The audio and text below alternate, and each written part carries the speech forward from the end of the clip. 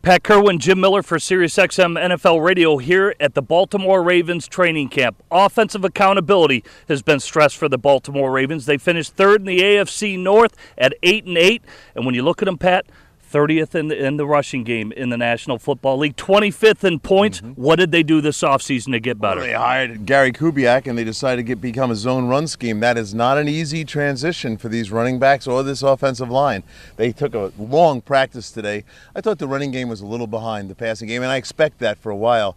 Passing game with Flacco looks tremendous. They put Steve Smith out there, so that's why they're ahead. But the run game, I say this to you Raven fans, be patient. It may take a few weeks to get this thing rolling into the regular season. Going to be some deep play actions, and Gary Kubiak's take advantage of the Mad Bomber's big arm when you look at Joe Flacco. Let's talk about the defensive side of the ball.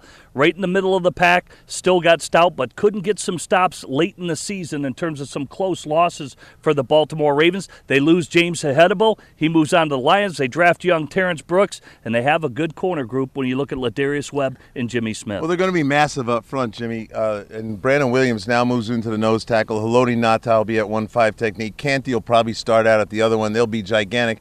I think they suffered an injury with the big Urban, the kid from Virginia.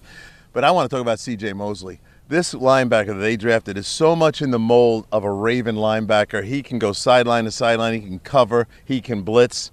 He's going to be a Rookie of the Year candidate. There's no doubt about it. And a lot of depth at linebacker for the Baltimore Ravens. Well, you look at John Harbaugh, the head coach. He's in his 7th year. First year, they didn't make the playoffs in his tenure as a head coach for the Baltimore Ravens. They secure him with a long-term extension. You look at the special teams part of it. When you look at what they can do in terms of the kicking game, that's John Harbaugh's specialty by trade. They got great kickers here. They have returners. Jacoby Jones is still here to return the ball. Heck, their punter went out the other day and had a 60-yard field goal, and John had a great laugh talking about it. I think when you listen to the show, if you come back and listen to it, you're going to learn a lot from Harbaugh and from Ozzie about where this team's headed. To me, they bounce right back. They're like the Steelers, didn't like 8-8. They look like a 10-6 team to me, fighting the last weekend for the division title. Yeah, with Cook and Tucker, they are solidified. Last thing I got to ask you, can they return to the playoffs? Is this a playoff team, wild card, or do they challenge for the division again? Well, I like the depth at receiver. This reminds me when Anquan Bolden was here. Steve Smith was tearing up these corners today, and I saw the chemistry between Flacco and Smith coming together.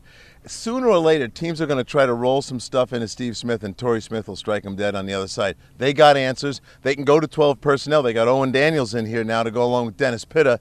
I like all the options they have. And maybe the unsung hero is Kyle Juszczyk, the fullback out of Harvard. Keep an eye on him. I bet you he lands up with 50 catches this year. So that'll close it up here from Baltimore Ravens training camp. For Pat Kirwan, Jim Miller, thanks for joining us on SiriusXM NFL Radio.